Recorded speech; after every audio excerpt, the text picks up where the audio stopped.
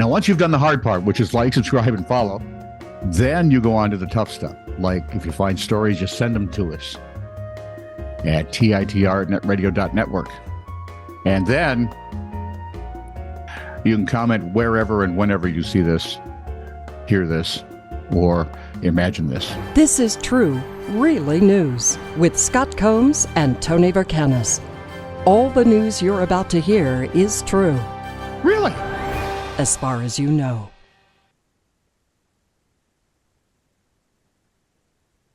Oh, sorry, my turn. What was I thinking? I was just Flathead Beacon Police Blotter. Rock on.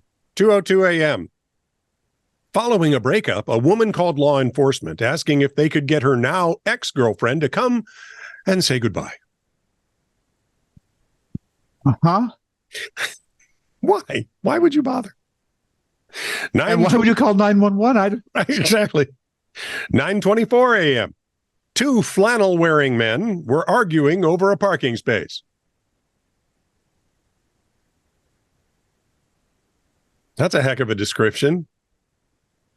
Well, I'm never, ever wearing flannel when I'm driving now. Thank you. 10 a.m. Apparently it sticks out and they put it in the report.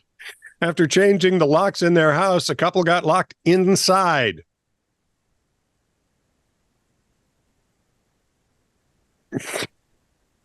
Is that like being locked inside your car? Yeah, I'm afraid it's exactly like being locked inside your car. 12:20 p.m. Remember, if you're locked inside your car, you can just open the sunroof. Yeah, or open a vent. A man was told he couldn't sleep off his hangover on school grounds. Thank you for that. Principal asked why. 12:29 p.m. A caller had a few questions about aggressive free-range pigs.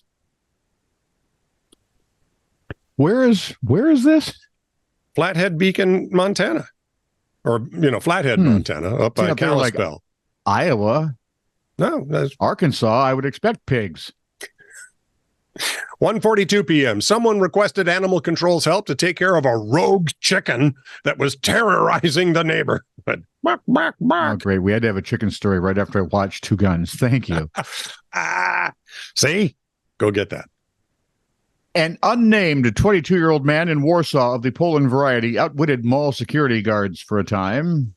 But only for a time. Only for a time. After twice posing in a store window as the Mannequin. Yep. The New York Times, which at one point in its history was a reputable newspaper, reported October 20th the man stood still next to two other mannequins and held a bag until the mall closed, when he stole jewelry from a nearby kiosk. On another occasion, he ate at one of the mall's restaurants, found a new set of clothing, and headed back for another meal. That was his rub. Police arrested the suspect. He faces now up to 10 years in prison. Is that a crime, by the way? Impersonating another person? Mannequin? Maybe. Well, I don't know. But he's... And how do you call it breaking and entering? Because he didn't break in. No. He did enter. He would have had to break out. Yeah. So not if he waited till the store opened. And then I'd have liked to seen that, and that'd have been a conversation. Changing of the guard. That was my favorite thing to do in New York. Remember in the net radio days when I had to go out to New York for those conferences? My favorite thing to do is when I'd wake up early in the morning, I'd get a coffee and walk over to Central Park as the sun was coming up. And I'd watch the shift change. Night people, goodbye. And they'd wave at each other. People who didn't belong there were coming out. Hey, Sully. Hi. How are you doing, Fred?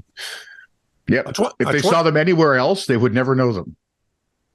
A 29-year-old woman from Taiwan went to the hospital after she was attacked by her sister with plastic and wood chopsticks while at the dinner table. Doctors saw she had two small cuts under her eye and on her nose, but an X-ray didn't show anything unusual. Week later, the woman began to suspect her injury was more serious than it appeared. When she looked in the mirror, she thought she could see a gray object in her nose. Second examination was performed and revealed pieces of chopstick that were penetrating her nasal septum. Ow, ow, ow. That's the wall dividing the two nasal passages for you that don't know. That's what women pierce on purpose for some unknown reason. Right. A CT scan showed 2 chopstick pieces in her sinuses, with one embedded more deeply than the other. Fragments were removed surgically, and were I this lady, I'd be having a talk with my sis. Or I wouldn't. Ever again. No. Okay, so just let me ask a question, and if you want to vote on it, great. If not, we'll just never mention it again. Okay. I have 2 granddaughters who have nose rings. Sure.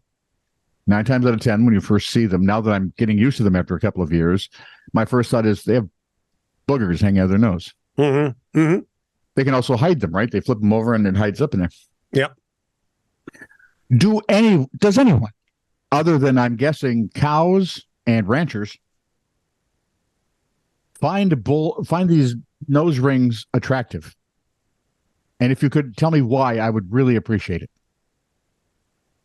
Not TITR, netradio.network, if you can. I would really love to. I always wonder what happens when they sneeze.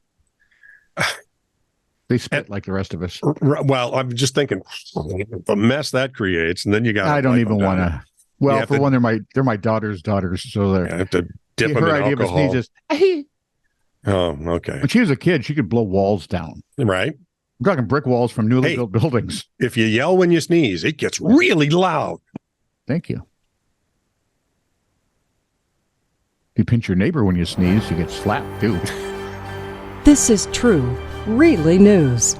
Send email to TITR@netradio.network.